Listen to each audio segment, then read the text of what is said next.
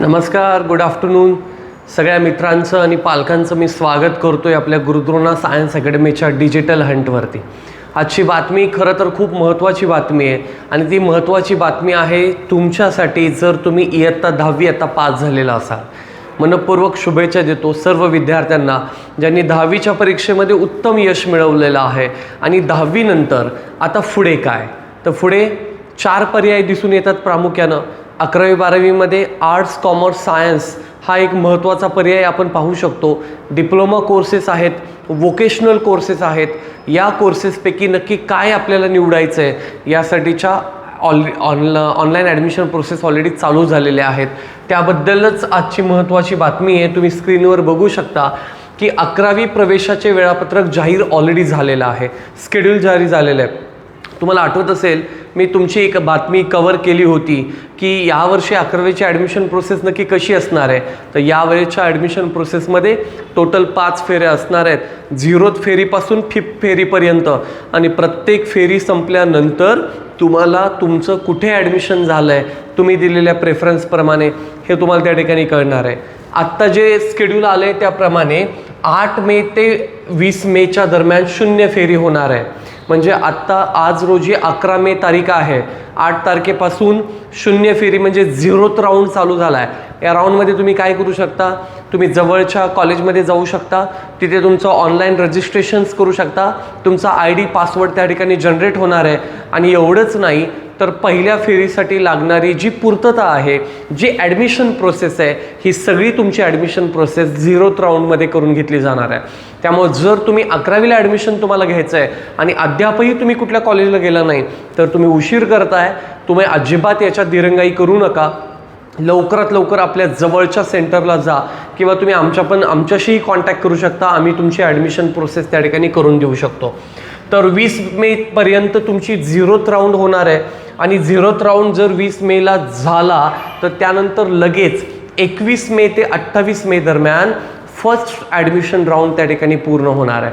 त्यामुळं हा admission round आपल्या सगळ्यांसाठी खूप महत्त्वाचा असणार आहे. कारण या ॲडमिशन राऊंडमध्ये ज्या मुलांना चांगले मार्क्स मिळालेले आहेत त्यांनी पटापट रजिस्ट्रेशन्स करून आपल्या जवळचे किंवा ज्या कॉलेजला आपल्याला ॲडमिशन घ्यायचं आहे तिथे आपल्याला प्रेफरन्स द्यावा लागणार आहे. कारण तुम्ही जर इथे कमी पडलात तर तुमच्यापेक्षा कदाचित कमी गुण असणारा सुद्धा त्या कोट्यामध्ये जाऊन बसू शकतो, त्याचं ॲडमिशन तिथे होऊ शकतं. त्यामुळे तुम्ही त्याच्यामध्ये अजिबात लेट करू नका.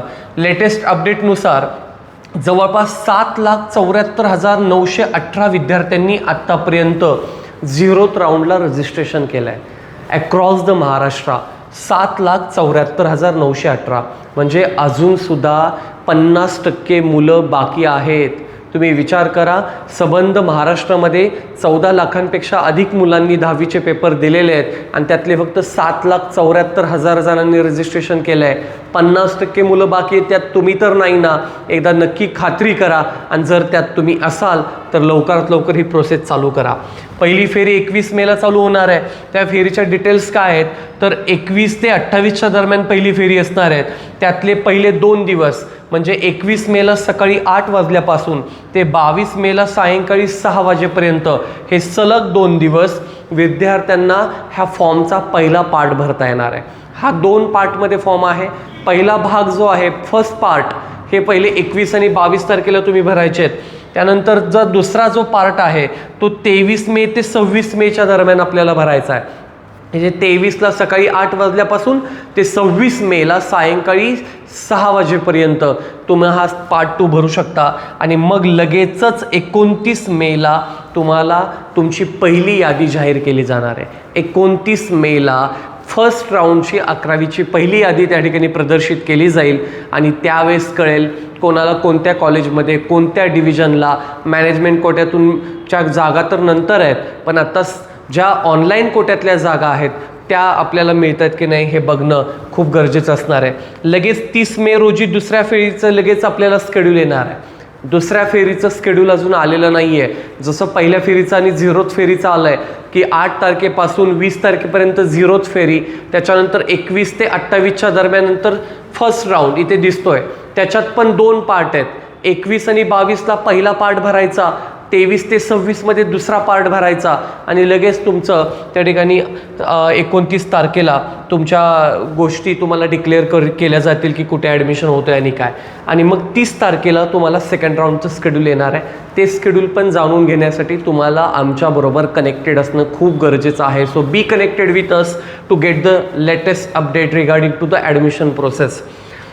हे सुद्धा शिक्षण विभागानं सांगितलं आहे की ज्या विद्यार्थ्यांना कमीत कमी गुण मिळाले आहेत, काठावर पास झालेले आहेत, अशा विद्यार्थ्यांनी आर्ट्स, कॉमर्स, सायन्स किंवा डिप्लोमाकडे जायला काही गरज नाही आहे. तर तुम्ही तुमच्या स्वतःला मिळालेल्या पोटेन्शियलप्रमाणे जेवढे गुण मिळाले त्याच्यावर तुम्ही ITIला ॲडमिशन घ्यावं.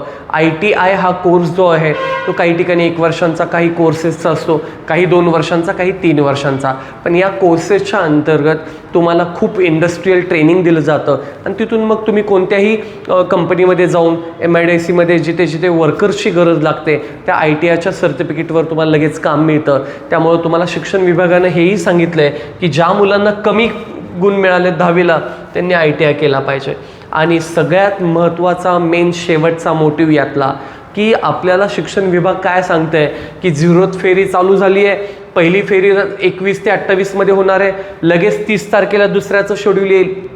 अख्खा मे महिना आणि अख्खा जून महिना ते वापरणार आहेत फक्त ॲडमिशन प्रोसेसला, कारण त्यांना 1 जुलैला 11वीचा क्लास चालू करायचा आहे एनी हाव. लास्ट इयरला पहिला 11वीचा वर्ग चालू व्हायला ऑगस्ट महिना उजळलेला, त्यामुळं मग मुलांना कमी वेळ मिळाला, प्रिपरेशन चांगलं झालं नाही, अनेक अडचणींना त्या ठिकाणी मुलांना सामोरं जावं लागलं. पण आता तसं होणार नाही. आपल्या शिक्षण विभागानं तातडीचे पाऊल टाकायला लागलेत. सगळ्या गोष्टी अर्ली व्हायला लागलेत. लवकर रजिस्ट्रेशन, लवकर फर्स्ट राऊंड, लवकर सगळ्या गोष्टी होत आहेत. त्याचा परिणाम असा होणार आहे की 1 जुलैपासून आपला क्लास त्या ठिकाणी चालू होणार आहे. 0 फेरीचं नियोजन यांनी ठिके दिलं आहे बघा. 0th राऊंड काय सांगतोय? 0th राऊंड सांगतोय 8 मे पासून ते 20 मे पर्यंत पहिल्या फेरीकरता जागा प्रदर्शित करायच्या आहेत. त्यासाठी तुम्ही रजिस्ट्रेशन करून घ्या. प्रोव्हिजनल जनरल मेरिट लिस्ट तुमची लागणार आहे ती बघून घ्या. लागणाऱ्या काय काय गोष्टी आहेत तुम्हाला ॲडमिशन प्रोसेससाठी त्या बघून घ्या आणि त्या पद्धतीनं तुमचा ID पासवर्ड तयार करून घ्या. रजिस्ट्रेशन करून घ्या, कारण 20 तारखेला लगेच पहिल्या फेरीसाठी जागा त्या ठिकाणी अलॉट होणार आहेत. आणि म्हणून 21 ते 28 दरम्यान हा पहिला राऊंड ठेवला आहे. इतकं महत्त्वाची बातमी आज मी तुमच्यासाठी घेऊन आलो आहे. विद्यार्थी मित्रांनो, जर तुम्हाला 11वीच्या ॲडमिशन प्रोसेसमध्ये किंवा काही जण तुमचे बंधू किंवा मित्र हे 12वी पासआउट होत असतील आणि त्यांना 12वीच्या सुद्धा संदर्भात पुढे काय करायचं 12वी नंतर ह्याबद्दल काय माहीत नसेल, तर तुम्ही आमच्या विद्यासेतू कन्सल्टन्सीशी कनेक्ट व्हा आणि विद्यासेतू कन्सल्टन्सीच्या या दिलेल्या नंबरवरती आम्हाला कॉन्टॅक्ट करा. आम्ही तुम्हाला पुढच्या ॲडमिशन प्रोसेससाठी नक्की मदत करू. धन्यवाद. पुन्हा भेटूयात अशाच नव्या अपडेट बरोबर.